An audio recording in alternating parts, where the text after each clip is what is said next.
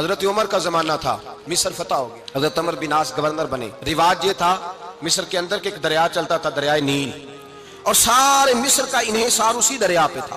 فصلوں کو پانی بھی لگتا اسی سے، جانور بھی اسی سے پانی پیتے، کھیتیاں بھی اسی سے سیراب ہوتی۔ سال کے بعد وہ دریا خشک ہو جاتا تھا، سال کے بعد وہ دریا خشک ہوتا، اور جب خشک ہوتا نا تو ایک کواری لڑکی قتل کر کے دریا میں ڈال، پھر وہ دریا چلتا۔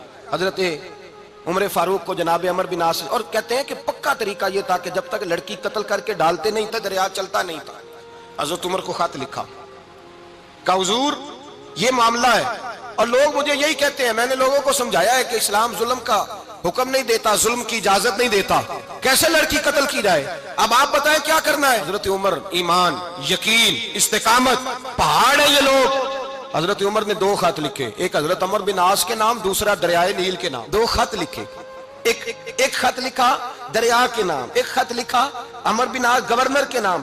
گورنر کے نام خط لکھا تو فرمایا جتنے یہودی ہیں، عیسائی ہیں، کمزور ایمان والے، سب کو دریائے نیل پہ لے جا، اور میرا یہ دوسرا خط دریا میں ڈال دے اور سب کے سامنے ڈال۔ کہتے ہیں یہ خط پڑھنا چاہے تو تجھے اجازت بھی ہے، سنیے اور سر دھنیے اور سوچئے کہ اصل کمزوری کہاں آئی ہے، کمزوری اور نقص واقعہ کہاں ہوا ہے۔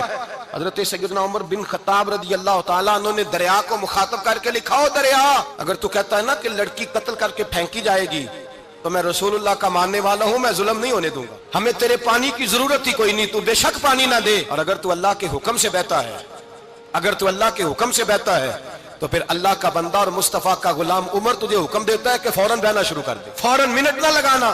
حضرت سیدنا عمر بن عاص فرماتے ہیں لشکروں کے لشکر لے کے میں دریائے نیل پہ پہنچا، اور بھرے مجمع میں جناب عمر کا خط میں نے ڈالا تو دریا نے بہنا شروع کر دیا۔ فرماتے ہیں دریا بہنے لگا اور غیر مسلم کلمہ پڑھنا شروع ہو گئے۔ لوگ مجھے کہنے لگے کیا دکھایا ہے جو کلمہ پڑھ رہے ہیں، تو میں نے کہا دکھایا کچھ بھی نہیں، یہ حضرت عمر کے ایمان کی قوت کی برکت ہے کہ بہت سارے لوگوں نے کلمہ پڑھنا شروع کر دیا۔ یہ ایمان کی قوت، ڈرا ہوا مسلمان، سہما ہوا مسلمان، یہ کبھی امریکہ کے پیچھے بھاگتا ہے، کبھی یورپ کے پیچھے بھاگتا ہے، کبھی ادھر جاتا ہے، کبھی ادھر جاتا ہے۔ اپنی دنیا آپ پیدا کر اگر زندوں میں ہے، سر آدم ہے، ضمیر کن فقہ ہے زندگی۔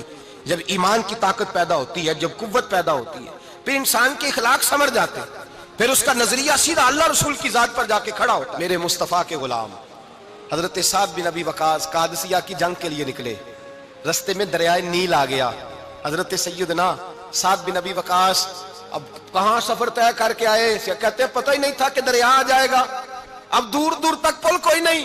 صحابہ کہتے ہیں دشمن للکار رہا، حضرت سعد بن ابی وقاص دریا کنارے کھڑے ہوئے، ایمان، یقین اور استقامت، ڈٹ گئے، کہنے لگے او دریا، اگر تو حضرت موسیٰ کی نافرمان قوم کو رستہ دے سکتا ہے، محمد عربی کے وفادار نہ ہو کر، ہم تو رسول اللہ کے ماننے والے ہیں، دشت تو دشت ہے، دریا بھی نہ چھوڑے ہم نے، بحر ظلمات میں دوڑا دیے گھوڑے ہم نے، فرمایا چھوڑ رستہ۔ صحابہ کہتے ہیں اس وقت ہم نے نعرے لگائے جب دریا نے رستہ ہی چھوڑ دیا۔ کہتے ہیں پھر اللہ رسول پر ہم ذکر کرنے لگے، درود پڑھنے لگے، دریا سے رستے بن گئے۔ فرماتے ہیں 10,000 کا لشکر گزر گیا، اس پار جب گیا نا تو حضرت سعد بن ابی وقاص نے پھر مجمع پہ نظر ڈالی، فرمایا کسی کی کچھ ہے تو نہیں رہ گئی پانی میں، کوئی دریا میں چیز تو نہیں رہ گئی۔ ایک صحابی کہنے لگے میرا مٹی کا پیالہ رہ گیا ہے۔ یار ذرا دیکھیے انداز دیکھیے، مٹی کا پیالہ، او یار چھوڑ پرا، مٹی کا پیالہ کیا ہوتا ہے، اب تو مٹی کے پیالے کی بات کرے گا، چھوڑ دے کیا کرتا ہے، اس نے کہا پیالہ میرا رہ گیا ہے۔ حضرت سعد بن ابی وقاص کہنے لگے کیوں ہمارا پیالہ رہ جائے، ہم رسول اللہ کے نوکر ہیں۔ ایمان، یقین اور استقامت کی دولت، پھر دریا کی طرف دیکھا، کہنے لگے چل یار ہمارا پیالہ بھی واپس کر دے۔ صحابہ کہتے ہیں دریا کی لہر آئی اور پیالہ بھی واپس کر گئی۔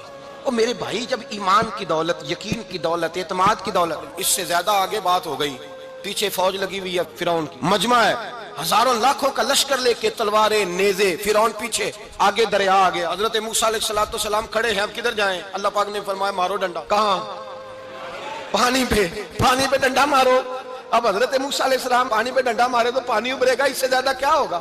پہلے پتھر پہ ڈنڈا مروایا تو پانی نکلا، اب پانی پہ ڈنڈا مروایا، فَإِذْ فَرَقْنَا بِكُمُ الْبَحْرَ فَأَنْجَيْنَاكُمْ وَأَغْرَقْنَا آلَ فِرْعَوْنَ۔ اللہ فرماتے ہیں موسیٰ نے پانی پہ ڈنڈا مارا تو میں نے پانی میں رستے بنا دیے۔ ایک جگہ ڈنڈا مارا تو پانی نکل آیا، دوسری جگہ عصا مارا تو پانی خشک ہو گیا، 12 چشمے بن گئے، 12 رستے بن گئے دریا میں سے۔ حضرت موسیٰ علیہ السلام گزر گئے اور اللہ فرماتے ہیں فرعون بھی آیا تو اسے میں نے غرق کر دیا، اور وہ کھڑا دیکھتا ہی رہ گیا کہ بنا کیا ہے۔ یہ یقین کہ حضرت موسیٰ کے پاس قوم آئی، قرآن پڑھیے، کہا جناب پانی چاہیے، वइज़ इस्तस्का मूसा लिकौमिही, मूसा ने अपनी कौम के लिए पानी मांगा, हमने कहा फनफजरत मिन हुस्नता अशरता आइना, अपना डंडा पत्थर पे मारो। अकल वाला आदमी होता तो अड़ जाता, कहता या अल्लाह पत्थरों से भी कभी पानी निकला है? इद्रिब बिअसाकल हजर, मारो पत्थर पर डंडा। अल्लाह के नबी ने मिनट नहीं लगाया, ठा करके डंडा लगाया। फनफजरत मिन हुस्नता अशरता आइना, अल्लाह फरमाते हैं जनाब मूसा ने एक आसा मारा, मैंने 12 चश्मे जारी कर दिए। औरतें कमजोर यकीन की होती है ना। जनाब मूसा पैदा हुए तो अल्लाह फरमाते हैं मैंने मूसा की माँ के दिल में बात डाली, माँ के दिल में संदूक में डाल के तो इसको दरिया में बहा दे। और भाई संदूक में कह सकते हैं ना ऑक्सीजन कैसे जाएगी, और दरिया में बच्चे बचने के लिए डाले जाते हैं कि डूबने के लिए डाले जाते हैं।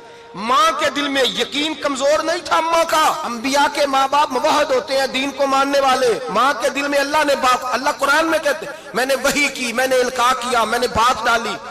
हजरत मूसा की माँ कहती है मैंने डाल के ना समुंदर में बेटा, मैंने समुंदर में बेटा डाल के संदूक में बंद करके रब के हवाले किया। आप फरमाते हैं मेरे मालिक का भरोसा किया तो फिर मेरे मालिक का काम देखो, कमाल देखो।